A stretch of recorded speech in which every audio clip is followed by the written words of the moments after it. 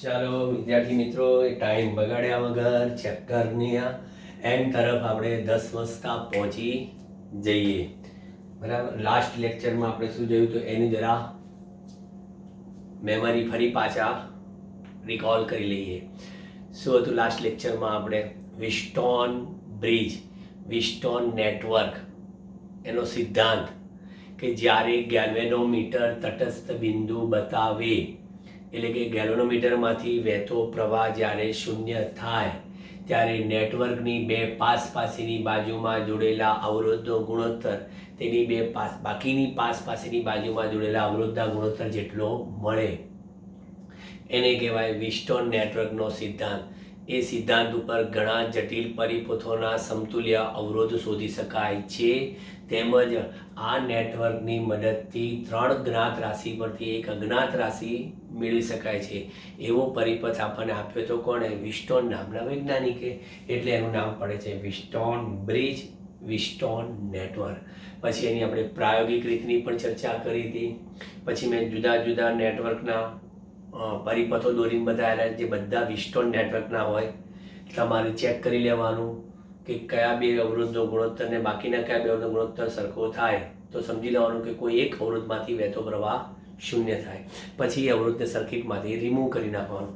પછી તરત જ ખબર પડી જાય સાદુરૂપ આપતા કે આ બે અવરોધ શ્રેણી, આ બે અવરોધ શ્રેણી, એમનું સંયોજન એકબીજાને સમાંતર, એ રીતે. ઓકે.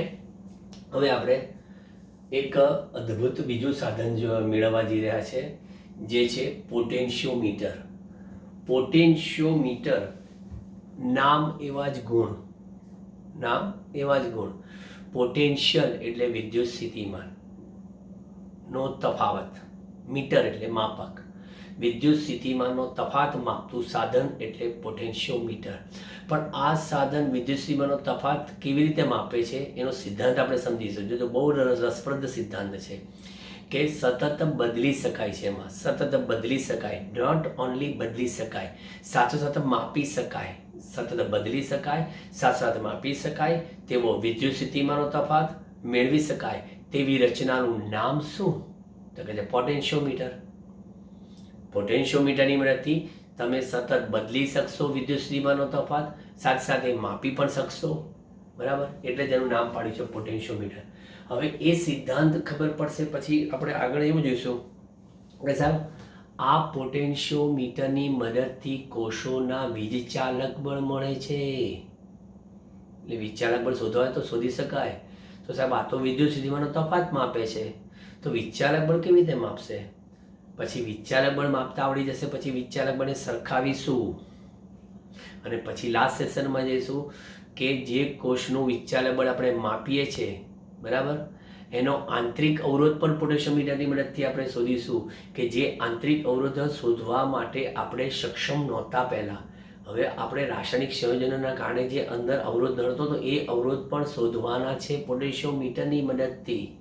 ઓહો, કેટલું ઇમ્પોર્ટન્ટ સાધન થયું આપણું. પણ આંતરિક અવરોધ શોધવાનું અને ઈએમએફ શોધવાનું અને ઈએમએફ સરખાવવાનું, આ ત્રણેય વસ્તુ તમારા પ્રેક્ટિકલમાં પણ આવવાનું છે જ, પ્રયોગમાં. પણ આપણે અહીંયા થિયોરિટિકલી આપણે જે સમજીએ છીએ એમાં જરા બરાબર કોન્સન્ટ્રેશન રાખજો. બરાબર. શક્ય હોય તો કાનમાં હેડફોન લગાવીને આ વિડીયો સાંભળજો, તો જેથી મારા એક એક વર્ડિંગ તમને સંભળાશે. બરાબર. બાકી તો બધું બોર્ડ વર્ક દેખાશે, જોઈ લો. આપણો ક્વેશ્ચન: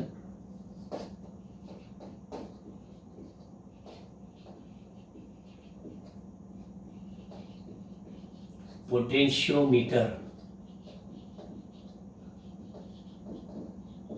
નો સિદ્ધાંત મેળવો.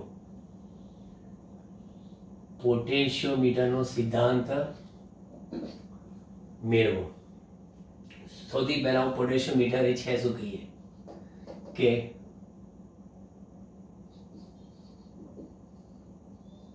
વિદ્યુત કોષના ટર્મિનલ વોલ્ટેજ એટલે કે વિદ્યુત સ્થિતિમાનનો તફાવત માપતું સાધન એટલે એને આપણે કહીએ પોટેન્શિયોમીટર. પાછું આ સાધન કેવું છે, મેં હમણાં જ વાત કરી કે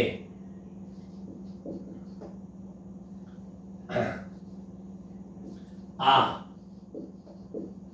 રચનાની મદદથી સતત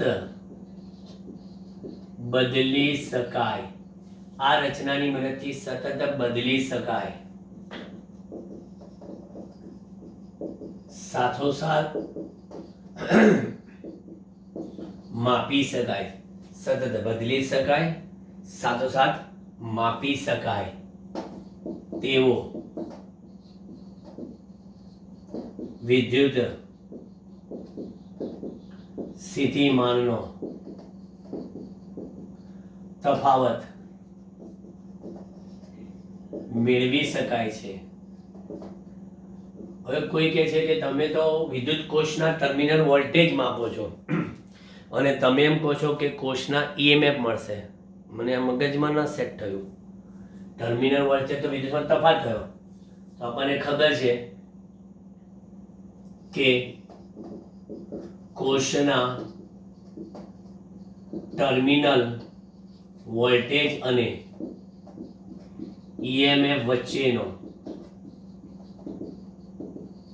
સંબંધ V બરાબર E માઇનસ IR છે. હવે આપણે શું કહીએ છીએ ખબર છે? પોટેન્શિયોમીટર. મેં શોર્ટ ફોર્મ બનાવ્યું પોમી, કેમ કે આપણા અહીંયા આગળ ફિઝિક્સમાં આવા મી ઘણા બધા છે.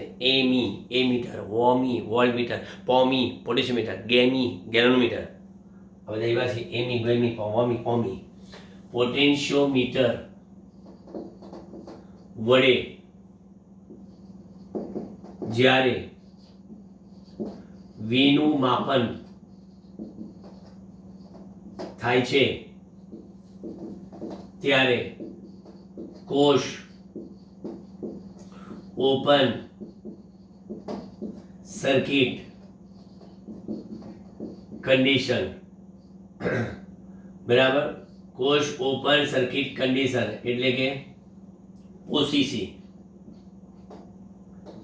ઓસીસી માં આવે છે. માટે કોષમાંથી એટલે કે તેમાંથી વહેતો પ્રવાહ I બરાબર 0 થાય છે. જોઈ લેજો. જ્યાં તમે તો માપો છો વીજ, સિસ્ટમથી વીજ માપો છો, પણ તમે વી માપતા કરી નાખો છો ઓસીસી. કોઈ કે ઓસીસી છે એ ખબર કઈ રીતે પડે? અરે ભાઈ, અમારું ગેલ્વેનોમીટર છે ને, એ બાજુમાં મૂકી દઈશું. જો ગેલ્વેનોમીટર શૂન્યાવર્તન એટલે કે તટસ્થ બિંદુ બતાવે એટલે અમે સમજી જઈશું કે પ્રવાહ શૂન્ય છે. પણ ગેલ્વેનોમીટર સાથે કોણ જોડી છે? વિદ્યુત કોષ. તો વિદ્યુત કોષમાંથી વહેતો પ્રવાહ પણ શૂન્ય થાય એટલે ઓસીસી મળી ગયું. તો માટે માપેલા V બરાબર E EMF કહેવાય. એટલે બહુ જૂના સિલેબસમાં એવું હતું કે કયા કારણોસર પોટેન્શિયોમીટર એ સાદા ટેબલ એટલે ટેબલ પર પડેલા, કયા કારણોસર પોટેન્શિયોમીટર એ સાદા ટેબલ વોલ્ટમીટર કરતા ચડિયાતું સાધન છે? આ કારણોસર કે સાદું ટેબલ વોલ્ટમીટર એ કોષનું વિચાલક બળ માપે નહીં, બરાબર. એ માત્ર ટર્મિનલ વોલ્ટેજ માપે. જ્યારે પોટેન્શિયોમીટર ટર્મિનલ વોલ્ટેજ માપે પણ તે ઓસીસી કરી નાખે એટલે એના માપેલા V કહેવાય શું? E કહેવાય. આ એની ખાસિયત છે. તો હવે આપણે આ પોટેન્શિયોમીટરનો સિદ્ધાંત મેળવવા માટે આકૃતિ જોઈ લઈએ. આપણી પાસે આ રીતનું પોટેન્શિયોમીટરનું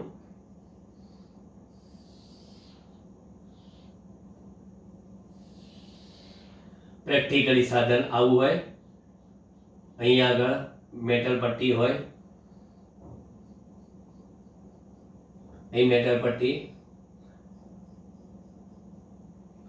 લગભગ શું હોય, 100 સેન્ટીમીટર 100 સેન્ટીમીટર 100 સેન્ટીમીટર 100 સેન્ટીમીટર, એટલે આમાં 400 સેન્ટીમીટર હોય, કોઈ 200 હોય, 500 હોય, જુદા જુદી લંબાઈના તારવાળું પોટેશિયોમીટર હોય.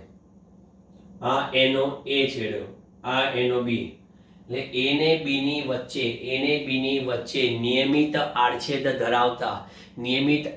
ધરાવતા અને એકમ લંબાઈ દીઠ સમાન અવરોધ ધરાવતો એક તાર જોડેલો છે. એ ને બી ની વચ્ચે અવરોધક તાર છે. આ એ ને બી ની વચ્ચે આ અવરોધક તાર પણ કેવો સમાન. આ લખાણમાં તમારે લખવાનું, બોર્ડ વર્ક એ લખાણ નથી, બરાબર ધ્યાન રાખજો. ઘણા લોકો શું કરશે, મારું બોર્ડ વર્કને જ લખી નાખશે થિયરીમાં, પછી કે છે સાહેબ થિયરીમાં માર્ક્સ ઓછા પડ્યા. એટલે આ બધું જ board work A to Z લખવા બેસે. મેં તમને પહેલાંય કીધું છે કે મારે જે કહેવું છે ને એ પછી રહી જાય. એટલે તમને આ વસ્તુ દોર્યા પછી જો આ તો મેં બધું લખ્યું છે, પણ આમાં તમારે ક્લિયર કટ યાદ રાખવાનું કે આ શબ્દ તો તમારે લખવો પડે કે એ ને બી ની વચ્ચે નિયમિત આડછેદ ધરાવતો એકમ લંબાઈ દીઠ સમાન અવરોધ ધરાવતો એક અવરોધક તાર જોડેલ છે. હવે એમાં આ એની સાથે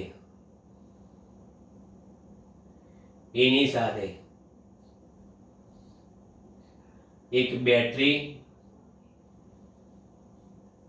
બી લખો, કાં તો પછી કે EMF E ધરાવતી એક બેટરી લો.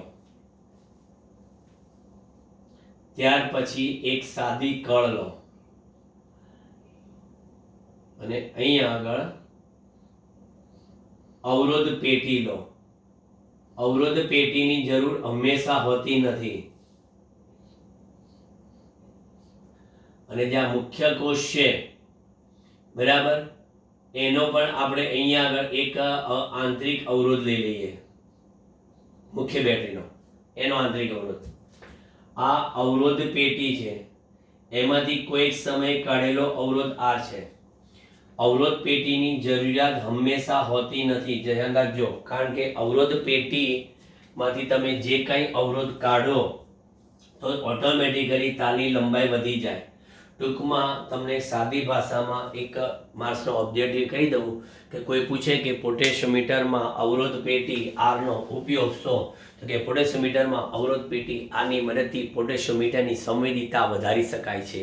એટલે કે માઇક્રો કે મિલી વોલ્ટના એટલે કે સૂક્ષ્મ ક્રમનું EMF મેળવવા માટે અવરોધ પેટી લે. કે જેમ તારની લંબાઈ વધુ તેમ પોટેશિયોમીટર વધુ સેન્સિટિવ, તેમ સૂક્ષ્મ ક્રમનું EMF એ માપી શકે. પણ તમે કહો છો સાહેબ આ તાર એકવાર તમે કહો છો કે 400 સેન્ટીમીટર લઈ લીધા, હવે વધારો કઈ થાય, એટલે તો કહે છે કે અવરોધ પેટીમાંથી ધારો કે 10 ઓહ્મનો અવરોધ કાઢો તો 10 ઓહ્મના અવરોધને સમતુલ્યતાની લંબાઈ વધી ગઈ. 20 ઓહ્મનો કાઢો તો 20 ઓહ્મના સમતુલ્યતાની લંબાઈ વધી ગઈ. ઇન શોર્ટ તારની લંબાઈ વધી જશે આના લીધે. એટલે હંમેશા જરૂર નથી, પણ અત્યારે આપણે સિદ્ધાંત સમજવા માટે એને જોડે લઈશું, પછી લઈ કાઢી નાખીશું. હવે આ છે કોષમાંથી વહેતો પ્રવાહ. હવે સૌથી પહેલા અહીંયા આગળ એક કામ કરીએ. જ્યાં પોટેશિયોમીટર છે એ પરિપથનો સમતુલ્ય અવરોધ કયા પરિપથ? પોટેશિયોમીટર પરિપથનો સમતુલ્ય અવરોધ R ઇક્વિવેલન્ટ કેટલો? તો કહે છે કે જો એક તો અવરોધ પેટીમાંથી કાઢેલો અવરોધ. હવે ધારો કે આપણે AB તારની લંબાઈ કેપિટલ કેટલી લઈએ?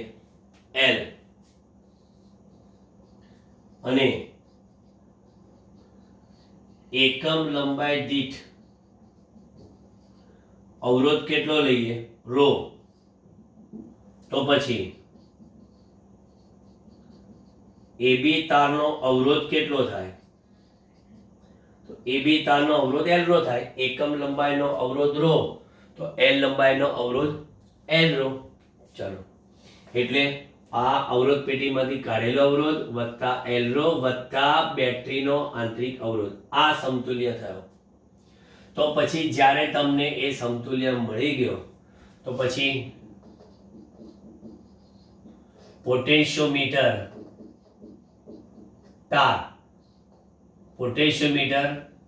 તારમાંથી એટલે કે પરિપથમાંથી વહેતો કુલ પ્રવાહ કેટલો? કુલ પ્રવાહ બરાબર લાગુ પાડેલા બેટરીના વોલ્ટેજ E ભાગ્યા કુલ અવરોધ કયો? R equivalent. તો મૂકી દો E upon R પ્લસ એલરો પ્લસ R. એટલે આ એક આપણે સાઈડમાં ઇમ્પોર્ટન્ટ વસ્તુ થઈ ગઈ. તમારા પોટેન્શિયોમીટરમાં જે મુખ્ય બેટરી છે એનું EMF જોઈ લો કેટલું છે એ, બરાબર. હવે એનું EMF પછી અવરોધ પેટી હોય તો ઠીક છે, ના હોય તો કોઈ નહીં, સવાલ 0 મૂકી દેજો. તાર તો લંબાઈ આપેલી છે એની ગુણ્યા એકમ લંબાઈનો અવરોધ કાં તો આખા તારનો અવરોધ એલરો આપ્યો છે, નો પ્રોબ્લેમ. આ આંતરિક અવરોધ આપ્યો હોય તો ઠીક છે, ના આપ્યો તો જવા દો. એટલે ટૂંકમાં E બાય એલરો 100% હશે. એટલે I મળી ગયું. હવે અહીંયા તાર પર એક બિંદુ લઈએ C અને A ને C ની વચ્ચેની લંબાઈ કેટલી લઈએ? L. હવે જોઈ લો આપણે જે કહે છે ને સતત બદલી શકાય, સાસત માપી શકાય. હવે તાર પરના કોઈ પણ બે બિંદુ A ને C વચ્ચેનો પોટેન્શિયલ ડિફરન્સ મારે માપવો છે, બરાબર. તો હવે આપણે કહીએ તાર પરના બિંદુ A અને C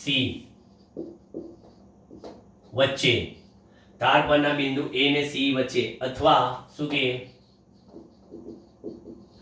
L લંબાઈના તારના બે છેડા વચ્ચે વિદ્યુત સ્થિતિમાનનો તફાવત V at L બરાબર શું કહો? એ તારમાંથી વહેતો પ્રવાહ થાય. ઓહમના નિયમ અનુસાર V બરાબર IR. ઓહમના નિયમ અનુસાર V બરાબર IR. તો એટલા તારમાંથી પણ વહેતો પ્રવાહ કેટલો?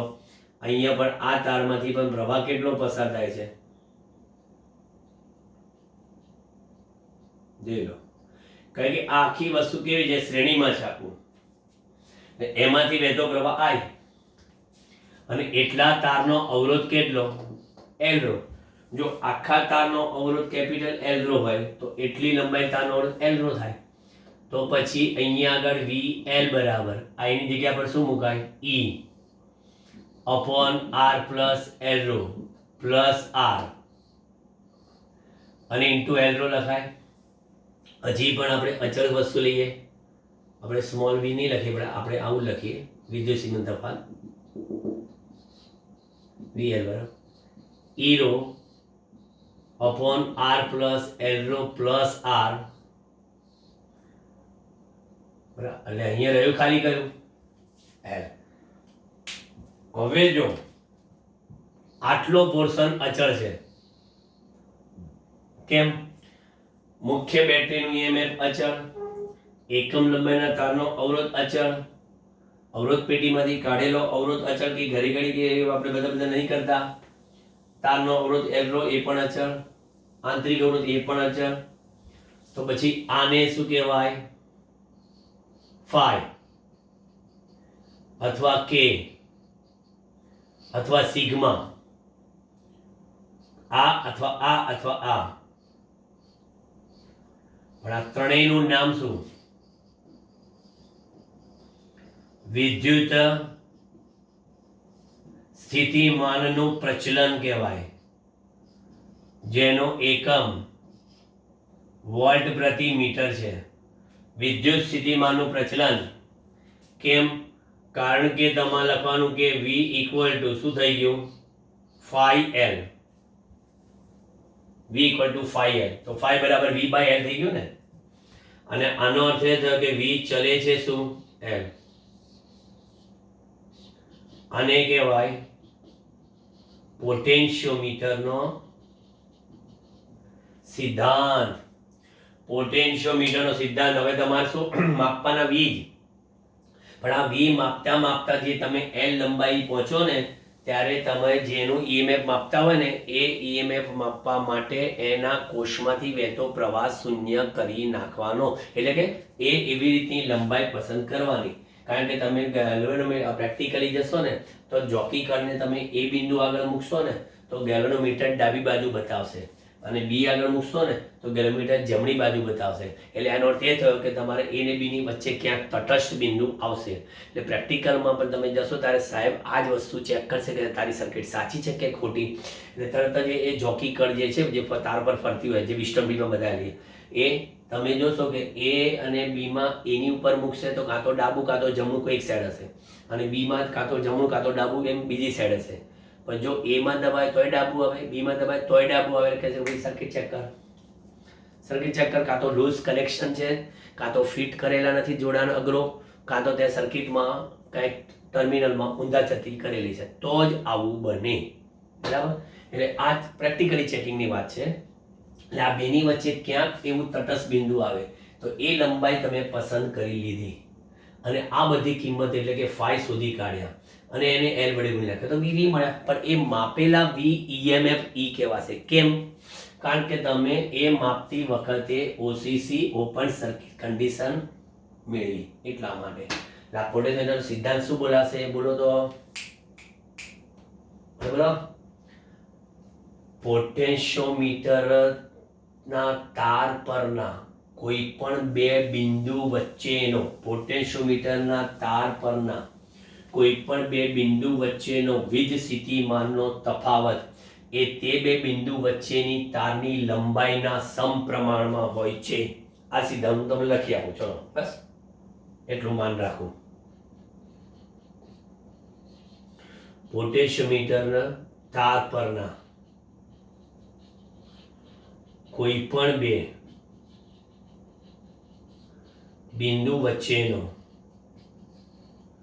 વીજ સ્થિતિમાનનો કોઈ પણ બે બિંદુ વચ્ચેનો વીજ સ્થિતિમાનનો તફાવત તે બિંદુ વચ્ચેની અંતર અથવા તો તારની લંબાઈના સમપ્રમાણમાં હોય છે. બરાબર. આ તમારો પોટેન્શિયોમીટરનો સિદ્ધાંત થઈ ગયો. જોયું? સતત બદલી શકાય છે. લંબાઈ બદલો સતત બદલી શકાય છે. ફાઈ વડે ગુણો સાથોસાથ માપી શકાય છે. તેવો વિદ્યુતનો તફાવત મેળવી શકાય છે. આવી રચના છે પોટેન્શિયોમીટર. હવે આ તમને જો એકવાર સિદ્ધાંત ક્લિયર થઈ જાય હવે આ આકૃતિમાં હવે એડિંગ થશે માત્ર શું? ઈએમએફ શોધવા માટેનો બે કોષ કે જેમના ઈએમએફ અનુક્રમે E1 અને E2 હશે. જોઈ લો ત્યાં સુધીમાં નજર મારી લો.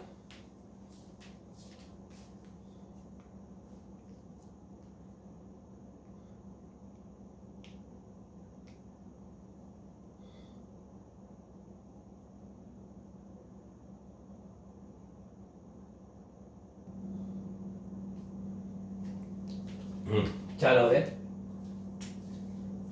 પોટેન્શિયોમીટરની મદદથી વિદ્યુત કોષોના પોટેન્શિયોમીટરની મદદથી વિદ્યુત કોષોના ઈએમએફ શોધવા તેમજ સરખાવવા આ બીજો પોટેન્શિયોમીટરનો ક્વેશ્ચન કે થિયરી છે. 3 થિયરી છે ટોટલ. જોઈએ ફરી આપણે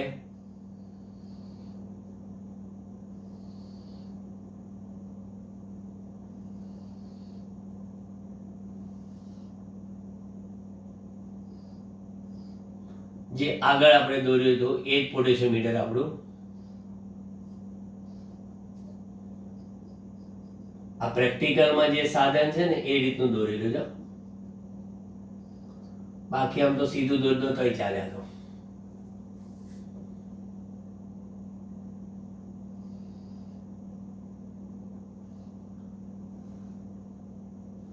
આ મુખ્ય બેટરી, બરાબર. હવે એનો આંતરિક અવરોધ બતાવો કે ના બતાવો, કશો કે હવે તો આપણે ફાઈ શોધવાના છે. આ મુખ્ય બેટરી, એને આપણે બી કહીએ. આ પ્રવાહ આઈ,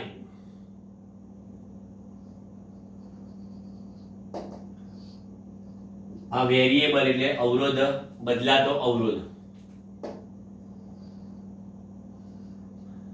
એટલે આ બિંદુ આપણું બી અને આ એ, એવું ના કહેતા બી બી એટલે બેટરી બી, એ ને બી બિંદુ. હવે અહીંયા આગળ જેનું તમારે ઈએમએફ શોધવું છે ને, જેનું ઈએમએફ શોધવું હોય એ બંને કોષોના પોઝિટિવ એટલે કે એના ધન છેડા, જે કોષનું ઈએમએફ શોધવું હોય, જે કોષનું ઈએમએફ શોધવું હોય એ બંને કોષના પોઝિટિવ એટલે કે ધન છેડા એ જ્યાં મુખ્ય બેટરીનો ધન છેડો જોડ્યો છે ને ત્યાં જ જોડવાના. આ ધ્યાન રાખજો,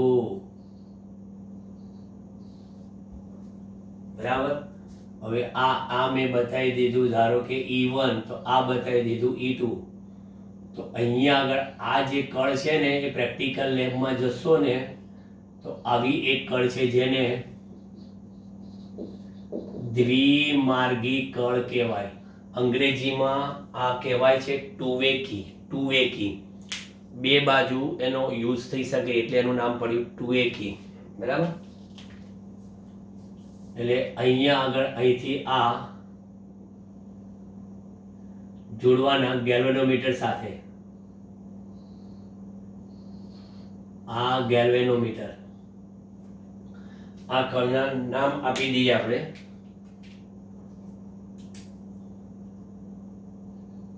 આ 1, આ 2 અને આ 3, વચ્ચેનો 3 નંબરનું ટર્મિનલ, બરાબર. વચ્ચેનું આ 3 નંબર ટર્મિનલ. હવે તમે એક સિમ્પલ વસ્તુ સમજી જશો કે અહીંયા આગળ ધારો કે હું મૂકીશ, ખડ દબાઈશ, જેમ ગાડી ખડ દબાઈ એટલે શું સર્કિટ ચાલુ થાય, રેડ ડોટ જજો. એ રેડ ડોટ મૂક્યો એટલે એનો અર્થ એ થયો કે કોષ E1 કાર્યાન્વિત થયો, કોષ E1 કાર્યાન્વિત થયો, બરાબર. ત્યારે ગેલ્વેનોમીટર માંથી પ્રવાહ પસાર થશે ક્યારે કે તમે આ તાર પર ફરશો ત્યારે. પણ માની લો કે અહીંયા આગળ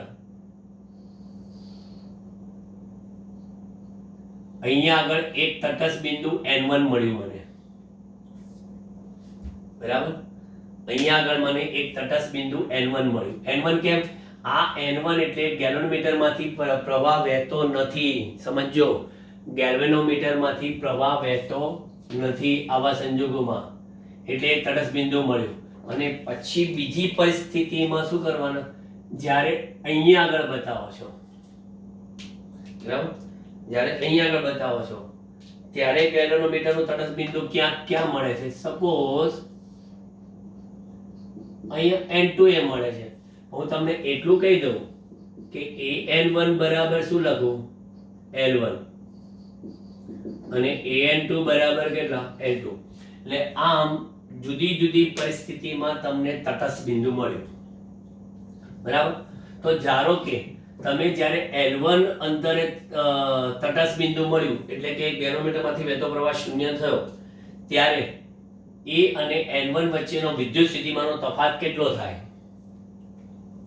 તો સિમ્પલ, તમે શું કહેવાના, phi L1. પણ એ માપેલા phi L1 શું કહેવાશે, EMF. કેમ? કારણ કે OCC થઈ ગઈ. એક વસ્તુ સમજી લો કે AN1 L1, તો અહીંયા આગળ V L1 લંબાઈ ઇક્વલ ટુ આ તો phi અચળ L1, પરંતુ તમને મળશે કયું, E1. કેમ? માપ્યા વિદ્યુત સ્થિતિમાનનો તફાત પણ થઈ ગઈ OCC, એટલે માપેલા V એ શું બની ગયા, E1. એવી જ રીતે અહીંયા આગળ આ L2 લંબાઈ પોટેન્શિયલ ડિફરન્સ A અને N2 વચ્ચે કેટલો VL2. તો VL2 બરાબર કેટલા લખવાના તમે તો કે સાહેબ 5L2. તો 5L2 બરાબર કેટલા થવાના એ પણ E2. કેમ માપેલા VAE ક્યારે કે જ્યારે ગેલ્વેનોમીટર એ બરાબર અહીંયા આગળ ગેલ્વેનોમીટરમાંથી વહેતો પ્રવાહ કેવો હોય શૂન્ય હોય અને એમાંથી વહેતો પ્રવાહ શૂન્ય હોય તો આ કોષમાંથી પણ વહેતો પ્રવાહ શૂન્ય હોય તો માપેલા V થઈ ગયા. તો પછી આનો અર્થ એવો થયો કે E1 નો EMF E1 બરાબર કેટલું 5L1 and E2 બરાબર કેટલું 5L2. આ EMF શોધ્યા. હવે EMF સરખાવો E1 by E2 બરાબર કેટલા તો કે L1 by L2 કેમ કે 5 તો અચળ જ છે આપેલા પોટેન્શિયોમીટર માટે. આને કહેવાય વિદ્યુત કોષના વિચારક બળ સરખાયા. હવે માની લો કે અહીંયા આગળ આ જે છે ને એમાં પ્રેક્ટિકલમાં એક રિવર્સિબલ કી આવે છે. રિવર્સિબલ કી આવે. હવે રિવર્સિબલ કી થી આ બે પરિસ્થિતિનું નિર્માણ કરવાનું છે. જો હું તમને બતાવું આ વધારાનું છે. આ બે કોષને આ રીતે જોડ્યા હોય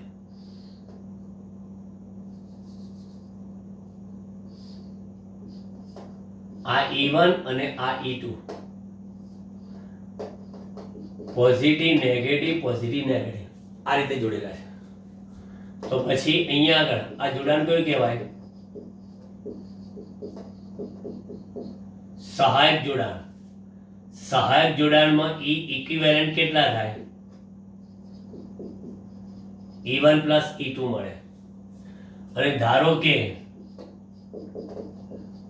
તાર પર મળતી તટસ્થ બિંદુ એટલે કે આવી તાર પર મળતી તટસ્થ બિંદુ માટેની લંબાઈ કેટલી લઉં ધારો કે L3 અને બીજી પરિસ્થિતિમાં રિવર્સિબલ કી એવી રીતે જોડી કે બે કોષ કેવા આવી ગયા નેગેટિવ પોઝિટિવ બરાબર એટલે E1 અને E2. તો આ કોષોનું કયું જોડાણ વિરોધક જોડાણ. વિરોધક જોડાણમાં E ઇક્વિવેલન્ટ કેટલું તો કે E1 minus E2. એ વખતે મળતી તટસ્થ તારની લંબાઈ કેટલી L4 હોય સપોઝ. તો પછી આમાં EMF સરખાવવાનું પૂછે તો E1 plus E2 ભાગ્યા E1 minus E2 બરાબર L3 ભાગ્યા L4. પણ આ તો E1 by E2 નથી. તેની યોગ વિયોગ પ્રમાણ કરો E1 plus E2 plus E1 minus E2 યોગ E1 plus E2 minus E1 plus E2 બરાબર L3 plus L4.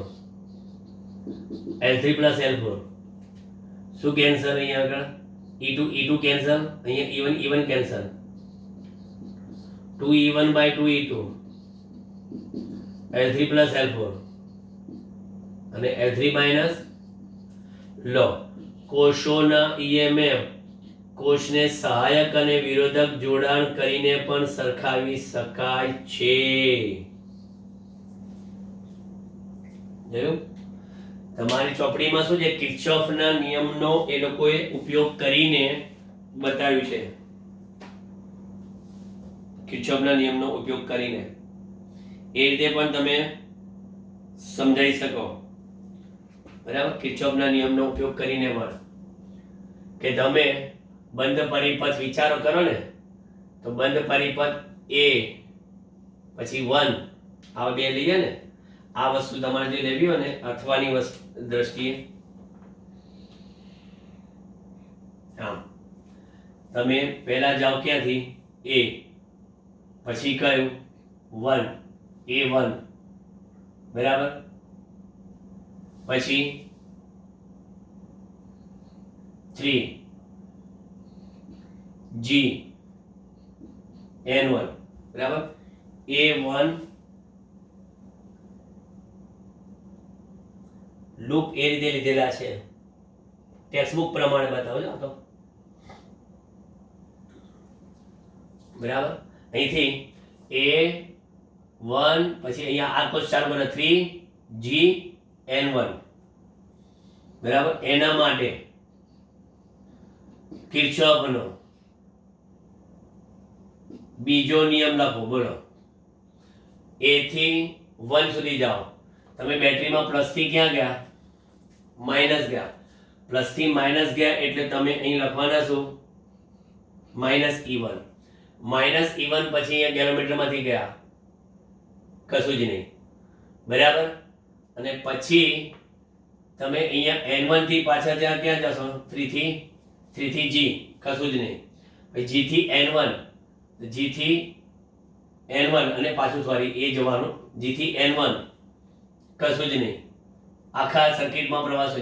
પણ N1 થી A એટલે તરત જ લખવાના -E1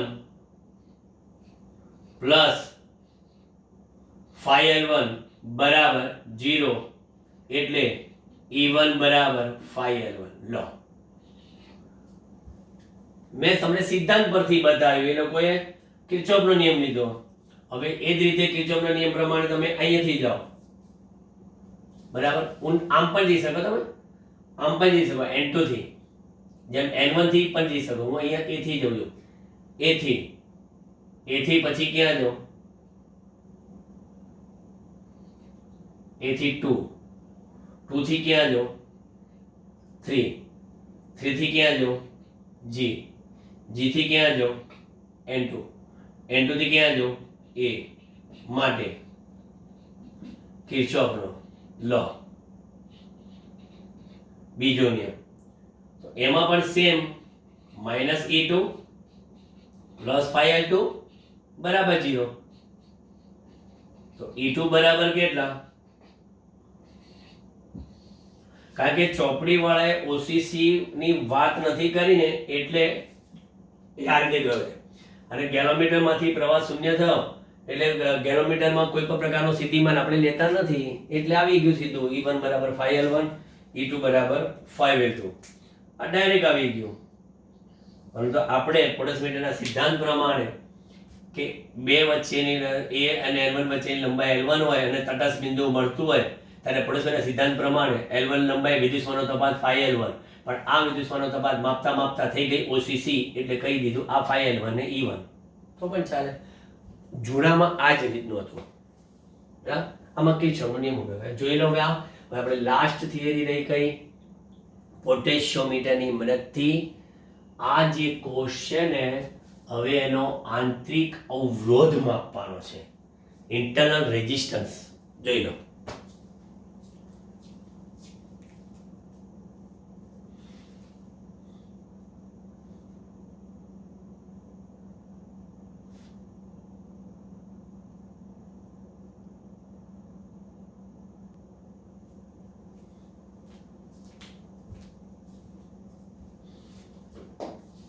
ક્વેશ્ચન આપણો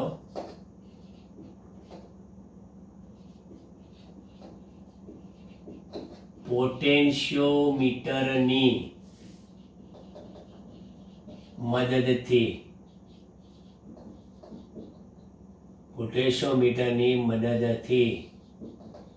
વિદ્યુત કોષનો આંતરિક ઇન્ટરનલ રેઝિસ્ટન્સ, આંતરિક અવરોધ R શોધવાનું સૂત્ર મેળવવું.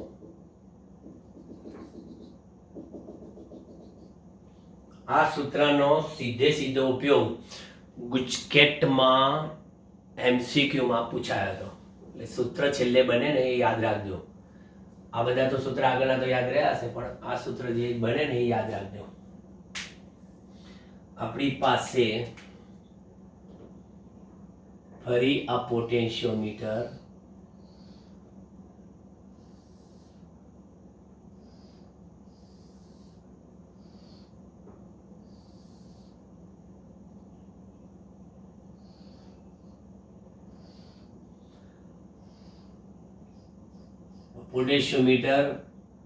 નો તાર AB કહો કે AC કહો. આપણે આગળ શું ઘણાને કે સાહેબ તમે બે બાજુ B લખ્યા હતા અને તમને જેમ ઠીક લાગે કરજો. અહીંયા આ મુખ્ય બેટરી જેને B કહીશું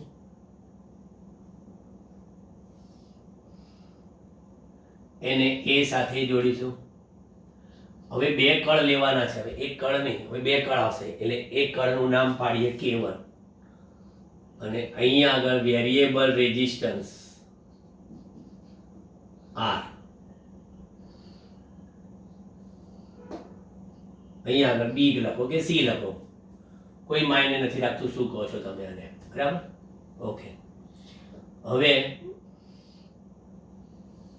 આ આપણને ખબર છે કે આ કોષનું મારે શું શોધવું છે. હવે આ કોષનો મારે આંતરિક અવરોધ શોધવો છે, R. બરાબર? કોષનો આંતરિક અવરોધ R શોધવો છે, બરાબર? એટલે અહીંયા આગળ બીજું એક સમાંતરે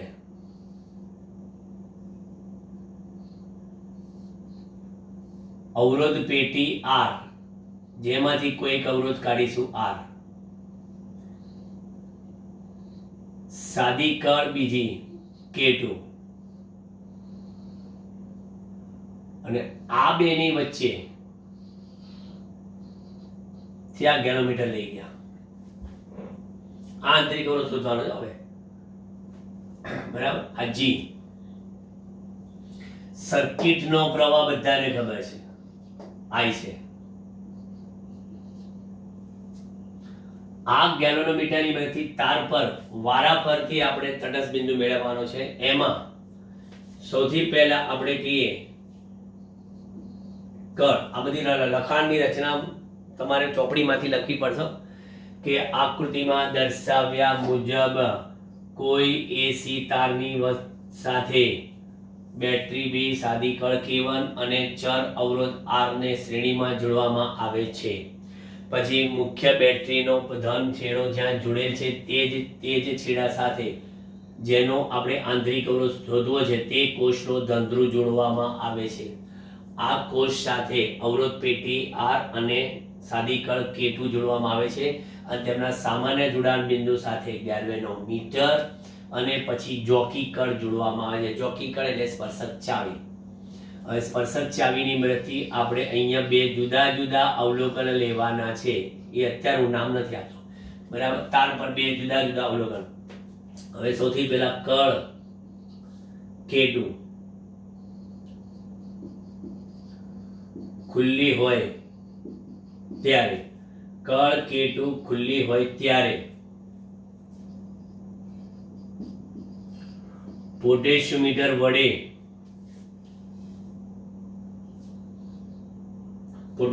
વડે મળતું કોષનું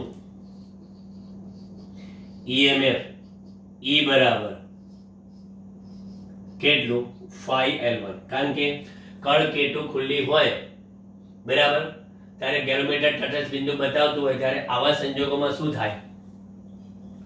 આવા સંજોગોમાં આપણું કોષ OCC માં આવી જાય. OCC માં આવી જાય એટલે માપેલા VE કહેવાય જાય.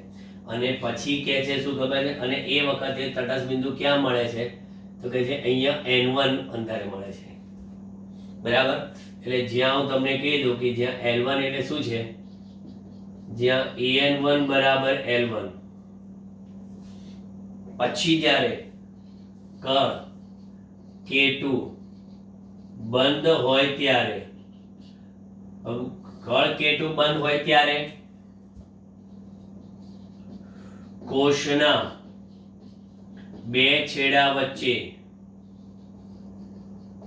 મળતો વિદ્યુત સ્થિતિમાનનો તફાવત V બરાબર, ત્યારે આપણને તટસ્થ બિંદુ ક્યાં મળે છે? અહીંયા આગળ N2. કારણ કે હવે કળ K2 બંધ કરશો એટલે પ્રવાહ પસાર થશે. પ્રવાહ પસાર થશે એટલે તમે શું થશે? હવે તમારું આ જે કોષ છે એ OCC માં ન કહેવાય, એટલે તમને માપેલો V એ હવે E ના કહેવાય. એટલે V બરાબર હવે તમને કયું મળ્યું? 5L2 સમીકરણ નંબર 2 મળ્યું. આટલો જ પોર્શન યાદ રાખજો લખાણ પાઠ્યપુસ્તક પ્રમાણે. આ શું છે આના વર્ણનનું, બાકી મેથેમેટિકલ સ્ટેપ પરફેક્ટ છે. ત્યાં E અને V બંને મળી ગયા. હવે બંનેનો ગુણોત્તર કરો. E अपॉन કેટલા V, E अपॉन V બરાબર phi L1 upon phi L2, E upon V बराबर L1 अपॉन L2. આને સમીકરણ નંબર શું કહો? 3 કહો. હવે એક વસ્તુ સમજી લો, આ જે કોષનું ટોટલ ઈએમએફ છે, પણ ટોટલ ઈએમએફ એટલે એકમ એવા ધન વિદ્યુત ભારને રાસાયણિક સંયોજનો વડે અવિદ્યુતીય બળ વડે પૂરી પડાતી કુલ ઉર્જા છે, બરાબર. હવે એટલે E બરાબર તમે જોવા જાઓ ને તો અવરોધના બે છેડા વચ્ચેનો વિસ્થિતિમાનનો તફાવત અને આપેલા કોષના આંતરિક અવરોધ વિરુદ્ધ જે ખર્ચાતી ઉર્જા છે એ થઈ ગઈ. એટલે ટૂંકમાં આ અવરોધ વિરુદ્ધ ખર્ચાતી ઉર્જા, આ અવરોધ વિરુદ્ધ ખર્ચાતી ઉર્જા એટલે ટોટલ ઉર્જા આ થઈ ગઈ. અને અવરોધના બે છેડા વચ્ચેનો વિસ્થિતિમાનનો તફાવત કે કોષના બે છેડા વિસ્થિતિમાનનો તફાવત નેટ કેટલો? તો કહે છે કે V બરાબર IR. તો પછી કિંમત મૂકી દો કે IR plus IR upon IR, એની જગ્યા પર IR plus IR upon IR બરાબર L1 અપોન L2. સાદુરૂપ આપશો I common R plus R divided by IR L1 upon L2. I cancel. R upon R plus R upon R બરાબર L1 by L2. અહીં તમને કીધું કે અહીંયા આ L2 ગયા, તમારે લખવાનું રહી ગયું એ N2 બરાબર L2 છે. હા, એટલે અહીંયા આગળ 1 plus R upon R બરાબર L1 by L2. So R upon R बराबर L1 by L2 -1. આવી ગયું આંતરિક અવરોધનું સૂત્ર. શું આવ્યું? એટલે એટલું યાદ રાખજો કે L1 is greater than L2 હશે. આ આંતરિક અવરોધનું મોસ્ટ ઇમ્પોર્ટન્ટ ફોર્મ્યુલા પરીક્ષા માટે ખાસ અગત્યનું.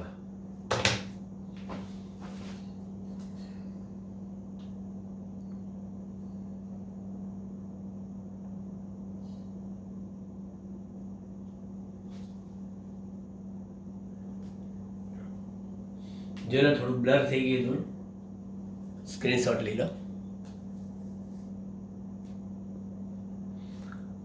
કમ્પ્લીટ સર્કિટ યાદ રાખો, બરાબર. લખાણ હંમેશા પાઠ્યપુસ્તક પર આધારિત લખો, બરાબર. મેથેમેટિકલ સ્ટેપ ડાયરેક્ટ એકલા ના લખો. માર્ક્સ જો પૂરા આના મેળવવા હોય તો મેથેમેટિકલ સ્ટેપ એક પણ ચૂકવું ના જોઈએ. એટલે આમ આપણે આજે 3 વસ્તુ જોઈ. પોટેન્શિયોમીટર એટલે શું, એનો સિદ્ધાંત, બરાબર, એની કાર્ય પદ્ધતિ આખી જોઈએ એની. પછી એ સિદ્ધાંતનો ઉપયોગ કરીને કોષનું ઈએમએફ કેવી રીતે મેળવી શકાય અને ઈએમએફ કેવી રીતે સરખાઈ શકાય એ જોયું. સહાયક જોડાણ, વિરોધક જોડાણ માટે પણ આપણે કોષોને સરખાવીને ચેક કર્યા. ત્યાર પછી પોટેન્શિયોમીટરની મદદથી વિદ્યુત કોષનો આંતરિક અવરોધ શોધવાનું પણ આપણે એક આખું સૂત્ર મેળવી લીધું. ઓકે, એટલે ચેપ્ટરની થિયરી આ સાથે સંપૂર્ણપણે પૂર્ણ થઈ ગઈ. હવે આપણે એના દાખલા લેવાના છે. દાખલામાં કાંઈ જ દમ નથી. બહુ જ અને બહુ જ ઇઝી છે અને ઇન્ટરેસ્ટિંગ છે, પણ એના માટે થિયરીના બધા જ મુદ્દા ક્લિયર હોવા જરૂરી છે, બરાબર.